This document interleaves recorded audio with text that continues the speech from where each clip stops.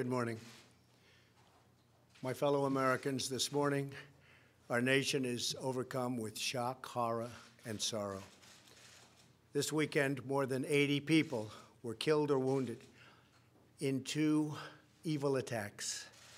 One Saturday morning in El Paso, Texas, a wicked man went to a Walmart store where families were shopping with their loved ones.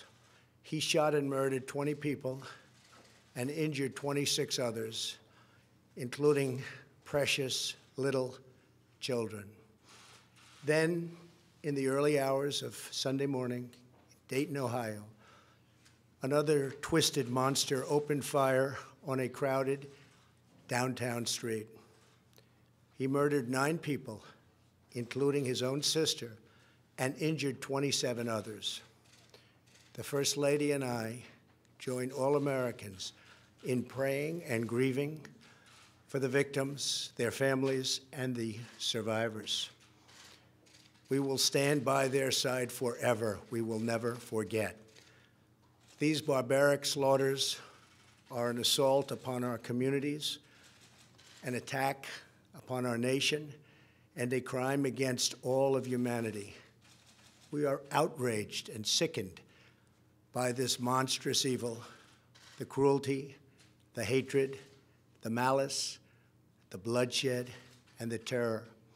Our hearts are shattered for every family whose parents, children, husbands, and wives were ripped from their arms and their lives. America weeps for the fallen. We are a loving nation, and our children are entitled to grow up in a just, peaceful, and loving society. Together, we lock arms to shoulder the grief. We ask God in heaven to ease the anguish of those who suffer, and we vow to act with urgent resolve. I want to thank the many law enforcement personnel who responded to these atrocities with the extraordinary grace and courage of American heroes. I have spoken with Texas Governor Greg Abbott and Ohio Governor Mike DeWine, as well as Mayor DeMargo of El Paso, Texas, and Mayor Nan Whaley of Dayton, Ohio, to express our profound sadness and unfailing support. Today, we also send the condolences of our nation to President Obrador of Mexico and all the people of Mexico for the loss of their citizens in the El Paso shooting. Terrible, terrible thing.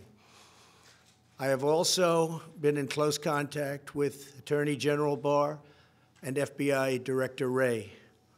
Federal authorities are on the ground, and I have directed them to provide any and all assistance required, whatever is needed.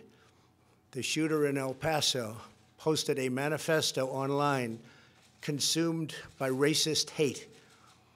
In one voice, our nation must condemn racism, bigotry, and white supremacy. These sinister ideologies must be defeated. Hate has no place in America. Hatred warps the mind, ravages the heart, and devours the soul. We have asked the FBI to identify all further resources they need to investigate and disrupt hate crimes and domestic terrorism, whatever they need. We must recognize that the internet has provided a dangerous avenue to radicalize disturbed minds and perform demented acts. We must shine light on the dark recesses of the internet and stop mass murders before they start. The internet, likewise, is used for human trafficking, illegal drug distribution, and so many other heinous crimes. The perils of the internet and social media cannot be ignored, and they will not be ignored. In the 2 decades since Columbine, our nation has watched with rising horror and dread as one mass shooting has followed another, over and over again, decade after decade. We cannot allow ourselves to feel powerless. we can and will stop this evil contagion. In that task, we must honor the sacred memory of those we have lost by acting as one people. Open wounds cannot heal if we are divided. We must seek real bipartisan solutions. We have to do that in a bipartisan manner that will truly make America safer and better for all. First, we must do a better job of identifying and acting on early warning signs. I am directing the Department of Justice to work in partnership with local, state, and federal agencies, as well as social media companies, to develop tools that can detect mass shooters before they strike. As an example, the monster in the Parkland High School in Florida had many red flags against him, and yet nobody took decisive action. Nobody did anything. Why not? Second, we must stop the glorification of violence in our society.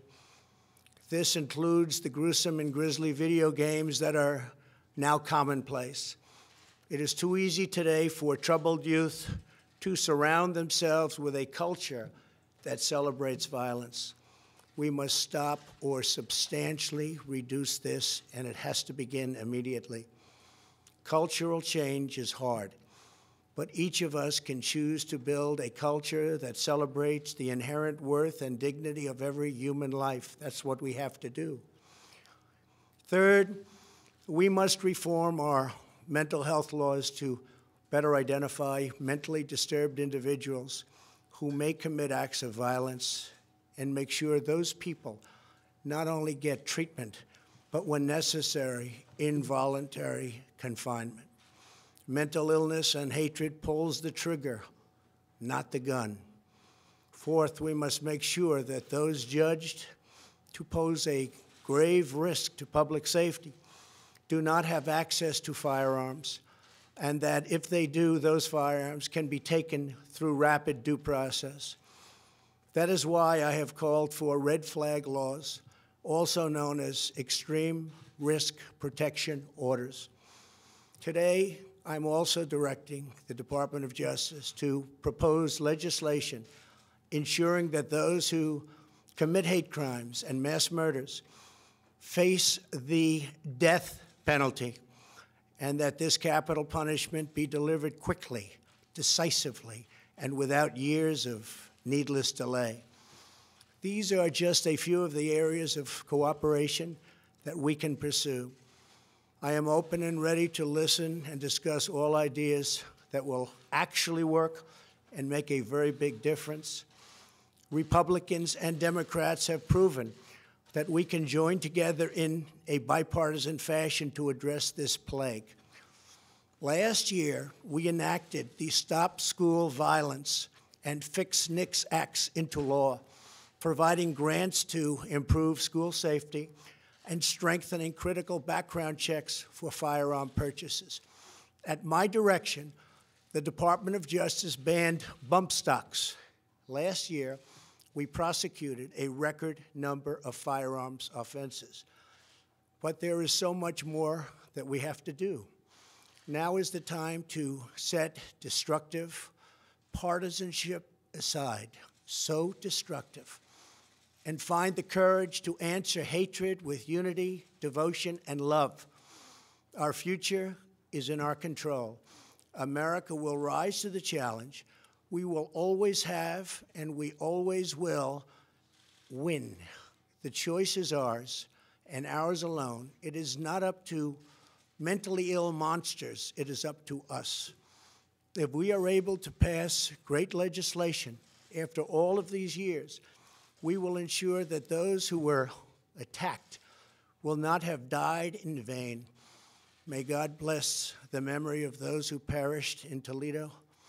May God protect them.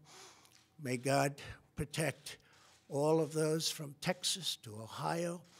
May God bless the victims and their families. May God bless America. Thank you very much. Thank you.